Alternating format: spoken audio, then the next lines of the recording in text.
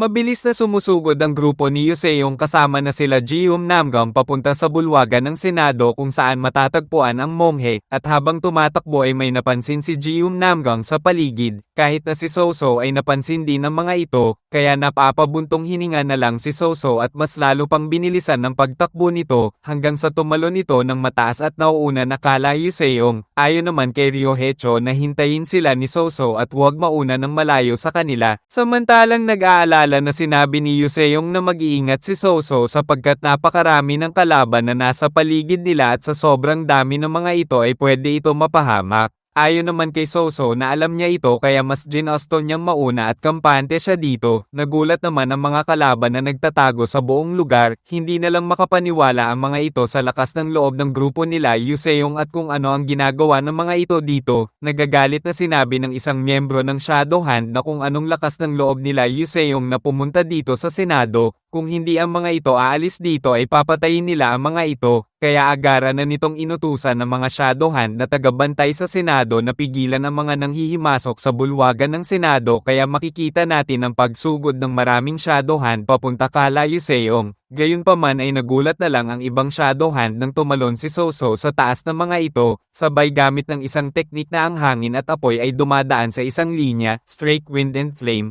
kung saan ay mabilis na nakalunsad si Soso ng pag-atake na direktang tumama sa ibang miyembro ng Shadow Hand. Hindi na lang makapaniwala ang isang Shadow Hand at sa isip-isip nito na ito ang babae na bagong disipulo ng Botam Temple, hindi niya moari kung ganito ba talaga ito kabilis, subalit habang napapaisip ito ay mabilis naman na nakadaan sa kanya si Jihoon Namgang na labis na kinabahala nito. Kaya habang pinagpapawisan ng husto ay napapatanong na lang siya sa sarili kung si Jihoon Namgang ba ito, hanggang sa nilunsad na ni Jihoon Namgang ang isang teknik na Cloudless Heaven Sword, Thousand Lightning of the Soaring Swallow, kung saan ay direktang nahiwa ang mga Shadow Hand na tinamaan ng teknik na ito. At habang hawak ang sugatan na kamay nito ay sinigaw nito na si Jihoon Namgang ang prodigy ng Namgang House ay kasama sa mga ito na mas lalong kinabahala pa ng iba pang miyembro ng Shadow Hand, kaya agaran na din inutusan nito na gamitin na ang formation at ito ay ang Shadow Iron Formation, kung saan ay makikita natin na napapalibutan na ng mga Shadow Hand si Soso at Jihoon Namgang. Unti-unti na din lumalapit ang mga Shadow Hand na nakapalibot naman kala Yoseong, kaya sa isip-isip ni Yoseong na ito pala ang Shadow Iron Formation, wala siyang masyadong alam sa mga taga-Shadow Hand at ito lang ang unang beses na makikita niya ang formation na ito, ngunit ang mga bagay na ito ay para sa kanya ay balewala lang kaysa sa mga araw na kinalaban niya si Chonma at si Mamoru Miyamoto. Kaya agaran ng binunot ni Yoseong ang espada nito, at mabilis na nagpalabas ng isang malakas na slash gamit ang espada ni Mamoru Miyamoto at sa pag-atake na ito ay naglabas ito ng kulay itim ng kidlat na kinasira ng mga sandata na hawak ng mga Shadow Hand kaya napapatanong na lang ang mga ito kung anong klaseng kapangyarihan ito. Kaya mabilis na din inutusan ni Yoseong si Ryohei-cho na ito na ang oras para si Ryohei-cho naman ang umatake, na agaran naman na sinang-ayonan ito ni Ryohei-cho kaya mabilis na nitong tinatarak ang spear nito sa lupa, at sa ginawa niyang pag-atake ay naglabas ng maraming yelo sa sahig na kinawalan ng balanse ng maraming mga Shadow Hand na nakapalibot kala Yoseong. Napapatanong na lang sa sarili niya ang isang Shadow Hand na kung paano nakakalunsad ng ganitong mataas na uri ng yelo ang babae na ito, at dahil sa pag-atake ni Ryohei-cho ay nadudulas na lang ang mga Shadow Hand na sinusubukan sana na gumalaw, at agaran naman na kinumpas ni Bongde-ala ang kamay niya. Kahit na ang espada ni Jihoon Namgang ay tinaas na niya kasabay ng pagtaas ng kamay ni Bongde-ala, at sabay ng dalawa na ginamit ang kanilang mga teknik kung saan ay ang kay Bongde-ala ay ang Heavy Sky Collapse, at ang kay Jihoon Namgang naman ay ang Cloudless Heaven Press, at sa lakas ng pag-atake ng dalawa ay nasira na lang ang maraming puno at ang lahat ng mga Shadow Hand na nakapaligid sa kanila ay napapaluhod na lang at ang iba ay bumabagsak na, dahil sa lakas ng gravity na pinakawalan ng teknik ng dalawa. Samantalang napalingon naman si Yoseong sa bulwagan ng Senado kung saan ay seryoso na lang nito tinitignan ang taong nandoroon. Makikita natin ang monghe na nakatayo at pinapanood ang nangyayaring labanan nila Yoseong, kaya malakas na sinigaw ni Yoseong ang pangalan ng monghe kung saan ay napapasingkit na lang ng mata ito dahil sa pagtawag ni Yoseong sa kanya. Nang gagalaiti na sinabi ni Yoseong na hindi na nila hahayaan pa ang isang tulad ng monghe na maghari at alipustahin pa ang mga tao, at hindi na niya hahayaan pa ang pagdanak pa ng maraming dugo ng kanilang mga senior disciple para lamang mapanatili ng monghe ang kanyang kapangyarihan at autoridad dito sa Meriam, at ang lahat ng ito ay magtatapos na dito mismo at ngayong araw dahil ito na ang katapusan ng paghahari ng monghe. Samantalang napapangisi na lang ang monghe nang marinig ang mga sinabi ni Yoseong, at makikita natin ang kawalan ng bahala nito sa mga nangyayari, samantalang ang 5 naman ay seryoso lang din na napatingin sa monghe at hinihintay kung ano ang sunod na gagawin ng monghe. Samantalang sa kabilang banda ay naglunsad ng pag-atake ang Shadowless Prowler gamit ang strings nito, papunta kay Chancellor Bongnam at pumapalibot na ito sa buong katawan niya, hanggang sa sumugod na ang Shadowless Prowler at hinayla na ang strings nito, na labis na kinabahala ni Chancellor Bongnam sapagkat matagumpay na nabalot ng strings ni Shadowless Prowler si Chancellor Bongnam.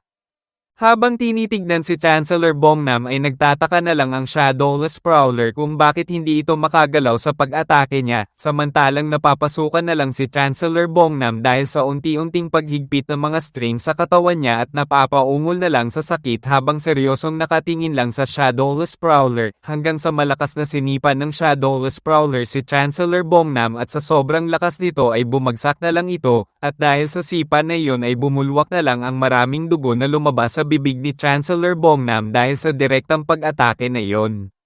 Napapatawa na lang ang Shadowless Prowler sa kaawa-awang sitwasyon na meron ngayon si Heavenly Oracle, ayon pa dito na kung ginamit ni Chancellor Bongnam ang teknik na tinuro nito sa kanyang disipulo ay sana ay hindi ito ganito kaawa-awa at hindi ito matatalo, kaya mas lumapit pa ang Shadowless Prowler kay Chancellor Bongnam at nagtataka na tinanong nito kung bakit hindi nito ginamit ang teknik na ginawa ni Bong Deola sa kanya, at dahil sa pagmamaliit sa kanya ni Chancellor Bongnam ay papatayin na niya ito ngayon, samantalang napapangiwi na lang sa sakit si Chancellor Bongnam dahil sa pagkakatapak sa kanya ng Shadowless Prowler, at habang nahihirapan magsalita ay sinabi ni Chancellor Bongnam na kanina pa siya nakikipaglaban na ibinibigay ang lahat ng makakaya niya. Ngunit hindi lang talaga na niya kayang talunin si Shadowless Prowler, hindi lang talaga sapat ang kanyang teknik na 10,000 John weight manipulation para mabaliktad ang laban nila, kaya ngayon ay nandirito siya sa sitwasyon na ito sapagkat mas malakas na talaga sa kanya ang Shadowless Prowler. Nagtataka na lang ang Shadowless Prowler sa mga pinagsasabi ni Chancellor Bongnam at hindi niya maintindihan kung bakit hanggang sa teknik na 10,000 John weight manipulation lang ang kaya nitong gawin. Kaya maloko niyang sinabihan si Chancellor Bongnam na kung pinagloloko ba siya nito, huwag nitong sabihin na ang teknik na The Heaven Reversal Shadow Technique ay isang bagay na ang tumuklas nito ay ang disipulo nitong bata na si Bong Deola. Mukhang masyado siya nitong pinapatawa sa kalokohan na pinagsasabi ni Chancellor Bongnam, kaya itigil na nito ang pag-anggat ng bangko para sa disipulo nito at huwag nang magsabi pa ng ano pang kalokohan sapagkat alam niya na matagal na ni Heavenly Oracle na pinapaunlad ang teknik nito na 10,000 weight manipulation sa loob ng halos 50 taon, at kahit na ang batang si Bong Deola ay isang henyo, ang isang kahanga-hanga na teknik na iyon ay napaka-imposible na makamit sa loob lamang ng isang taon. Sinang-ayon na naman ito ni Chancellor Bongnam na ilang dekada na niyang sinusubukan na ma-master ang weight manipulation technique niya.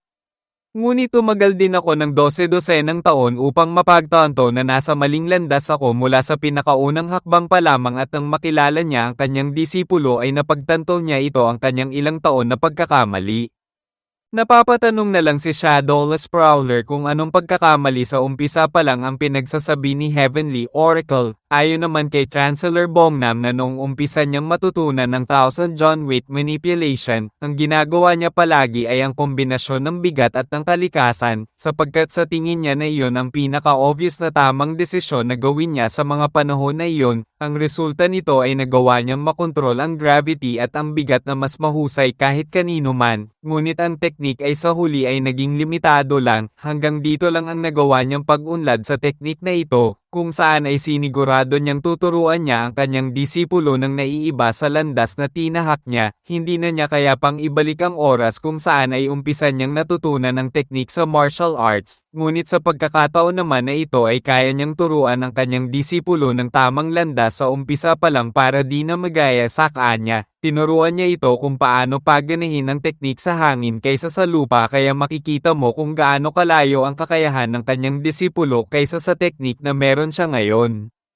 Pinagpapawisan at hindi na lang makapaniwala ang Shadowless Prowler sa lahat ng kanyang mga natuklasan, ngayon ay napagtanto na niya kung bakit ganoon na lang kalakas ang disipulo ng Heavenly Oracle, kaya habang unti-unti nang tumatayo ay sinabi ng Shadowless Prowler na ngayon ay napagtanto na niya, ang ibig lang bang sabihin ng Heavenly Oracle ay ang mga natutunan nito sa mga pagkakamali ay ang ipinapasa niya sa mga susunod na henerasyon, kung iyon ba ang gusto nitong ipaalam sa kanya, buong buhay ko ay sinusubukan ko na lagpasan at talunin ka Heavenly Oracle, ngunit ngayon napagtanto na niyang matagal na pala niyang nagawa iyon nang di namamalayan na mas malakas na pala talaga siya kaysa dito. Tinanong ni Chancellor Bongnam kung may pinagsisisihan ba ang Shadowless Prowler sa layunin nito na lagpasan siya at naubos ang oras nito sa pagsusumikap para lamang malagpasan ang isang tall-una na tulad niya sa umpisa pa lang, kung may pinagsisisihan ba ito na dala-dala pere nito hanggang ngayon.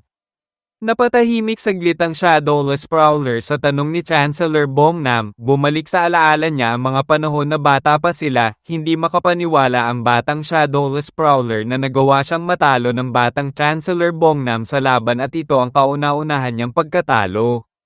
Samantalang habang nakangiti na sinasabi ng batang si Chancellor Bongnam na maganda ang naging laban nila ng Shadowless Prowler, ay natutuwa naman ang mga tao at pinapalakpakan at hinahangaan si Heavenly Oracle ng lahat, at habang iniaabot ang kamay para makipagkamay ay sinabi nito na ang pangalan niya ay Bongnam Gium. Ngayon lang siya nakaranas ng ganoong kagandang laban at hindi niya pa nararanasan iyon dati, isang kagalakan na makilala ang isang magaling na batang mandirigma na nasa harap niya ngayon. Bigla naman linapit ang muka ni Shadowless Prowler at nagagalit nitong sinabi na wag na itong magsabi ng kung ano-anong salita at pagmamayabang perkit lamang ay natalo siya nito ng isang beses, at pinapangako niya na sa susunod ay hinding-hindi na siya matatalo pa dito kaya tatandaan ito nito. Hanggang sa tuluyan ng naglakad palayo si Shadowless Prowler na labis naman na kinadismayan ni Chancellor Bongnam ang ugali na pinakita nito sa kanya. Sa kasalukuyan ay napapatahimik na lang ang Shadowless Prowler habang naaalala ang mga nangyari sa kanya noong kabataan niya. Agara naman na tumalikod si Shadowless Prowler at sinabi nito na sa mga walang kwentang mga pinagsasabi ni Chancellor Bongnam ay nawala na lang ang gana niyang patayin sana ito. Hindi na siya natutuwa tuloy na pahirapan at talunin sana ito, sa ngayon ay sa tingin niya na isang ugod-ugod na matanda na lang ito na mas mahina pa kaysa sa sarili nitong disipulo, ayon naman kay Chancellor Bongnam na nagawa na niyang pigilan ang laso na lumalakop sana sa katawan ng Shadowless Prowler, magagawa nilang magamot ito pag nakaalis na sila sa lugar na ito, samantalang naiinis naman na sinabi ng Shadowless Prowler na tumigil na ito.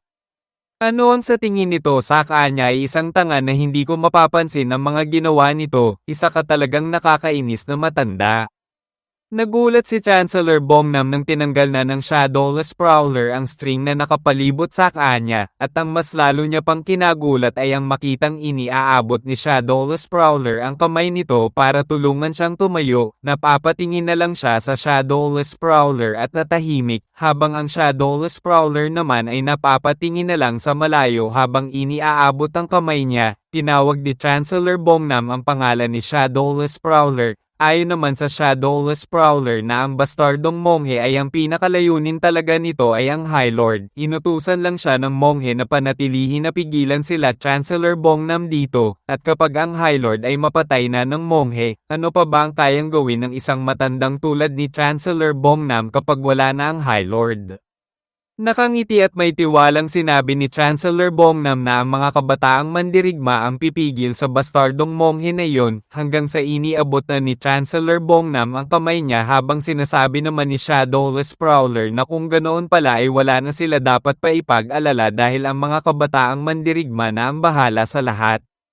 Bigla naman sumulpot si Elder Hyoyo sa ilalim at sinabi nito na magandang makita na nagkasundo na ang dalawang matandang ito, na bahala naman si Shadowless Prowler na marinig ito at hindi siya makapaniwala na hindi niya naramdam ang pagdating ni Elder Hyoyo kaya napalingon agad ito sa likod niya. Subalit makikita natin sa reaksyon ng muka ni Chancellor Bongnam na may hindi magandang nangyari, hanggang sa makikita natin na inatake na pala ni Elder Hyoyo si Shadowless Prowler kung saan ay tumagos ang kamay nito sa katawan. Makikita natin si Master Honjin na nakabagsak at wala ng malay, hudyat na natalo ito sa laban kay Elder Hyoyo. Samantalang napapasukan na lang ng dugo si Shadowless Prowler dahil sa pinsala na natamo nito sa pag-atake ni Elder Hyoyo sa kanya, kaya sa sobrang pag-aalala ay napapasigaw na lang si Chancellor Bongnam at napapatawag na lang ng pangalan ni Shadowless Prowler. Habang si Elder Hyoyo naman ay napapangiti lang habang pinagmamasdan ang nangyayari sa dalawang magkaibigan na matanda.